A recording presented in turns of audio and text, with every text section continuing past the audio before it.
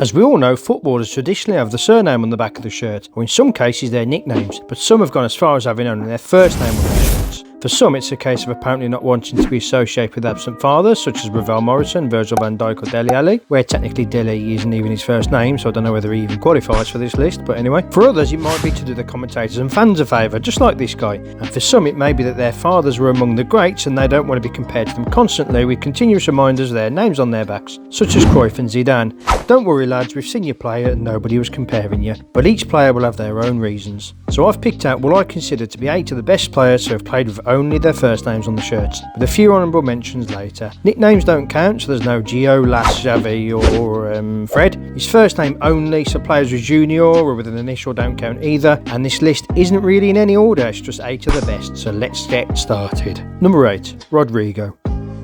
Starting us off is Mr. Hernandez Cascante, first name Rodrigo, although also goes by the name Rodri just to confuse us even more, but he has his first name on his shirt so fits this list. Rodri is an excellent defensive midfielder who made his name at Villarreal and Atletico before cementing his place as one of the best defensive mids on the planet at Man City. He's that good he's even allowed to handle the ball without punishment, although some would say that's a VAR issue, and to those I say impossible as VAR never gets it wrong. Anyway, in his 4 years at City he's already won 3 league titles as well as the FA Cup and Champions League to add to the Nations League with Spain this year. Numero 7, Marcelo.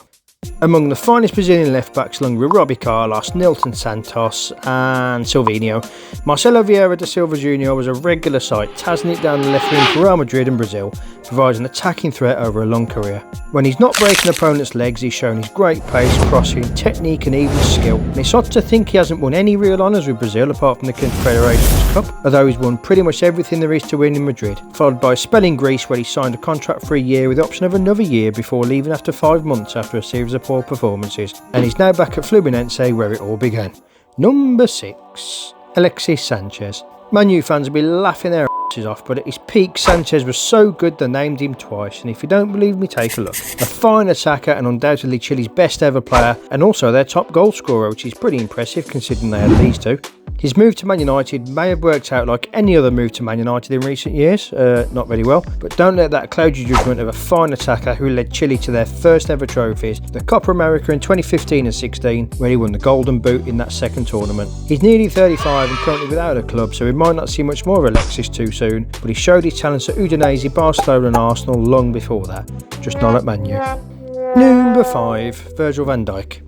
A guy that clearly divides opinion on social media, which I don't really get, as at his peak he's a colossus. Getting into the FIFA Pro World 11 3 times, same for the UEFA Team of the Year. He won the Cup and the League with Celtic in Scotland for what that's worth, as they've won 96 titles in 32 seasons. But he then moved to Liverpool where he's won everything from the Community Shield to the Champions League and everything in between. A ridiculously solid 6'5" centre back who was second for the Ballon d'Or in 2019. It's arguable that he hasn't quite been the same player after Pickford Roy Keaned him 2 years ago, but neither of Liverpool to be honest, and he's still one of the world's best defenders, so deserves his place on my list.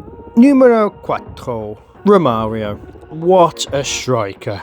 Romario de Sousa Ferreira's peak years were in the 80s and 90s, so a few haven't seen him play, but he basically completed football with league wins in Brazil, Netherlands and Spain with Barca, and the World Cup and Copa America with Brazil. He's allegedly 4th on the all-time scorers list ever, behind only Messi, Ronnie and Pelé, a man who we took great inspiration from, as Romario once claimed he scored over 1,000 goals, but then later admitted he included friendly matches. Still, he needed to practice his lie-telling as he later became a politician, where he was the current senator for Rio. Nonetheless, a deadly striker in his day, and I still remember to this day watching the Club World Cup in 2000 where Vasco with Romario and Edmundo up front ripped Man United apart. Honestly, if you haven't seen Edmundo's goal in that match, go seek it out, it was a beaut. But I digress. But yeah, Romario. Numero 3, Sergio Busquets.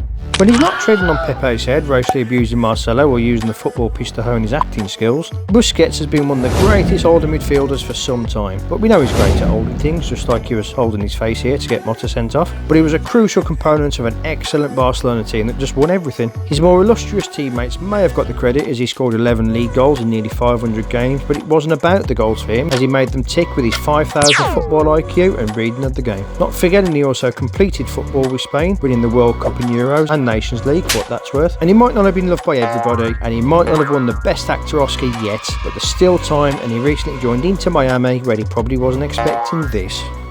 Number 2, Raul. A severely underrated player for those who never saw him play, Raul Gonzalez Blanco was a deadly striker who is the highest scoring Spaniard in European leagues, and only 4 players have ever scored more goals than him in the Champions League, though I'm ancient enough to remember when he was the top scorer. He finished second in the Ballon d'Or in 2001, only behind Michael Owen, which sounds ridiculous now based on his punditry, but was a deadly striker in his prime, and scored 44 times for Spain. Raul, that is, not Owen, which was a record until David Villa broke it. He was a legend for Real Madrid, sorry, couldn't resist, and deserves his spot on this list. Honourable mentions. Honourable mentions for a few players who didn't quite make the cut. Many Brazilians use their first name only, such as Willian, Leonardo and Rodrigo, and also Edmundo, although I'm not sure what name he had on his shirt when he played for the prison team. Some Spaniards such as Pedro, Saul, Thiago, Ferran Torres and the evergreen Joaquin, who's eventually retired this year at the age of 93, and some great attacking players such as Depay, Ruiz, Gutierrez, Boni and Jimmy Floyd Hasselbank, who wore it once before the Premier League stepped in and said, nah mate. And finally, some Greeks did this to save us all the embarrassment of trying to say their names, such as Socrates Papathadopoulos and Stelios Giannakopoulos, who oddly used his surname when playing for Greece. Well, enough of the waffle,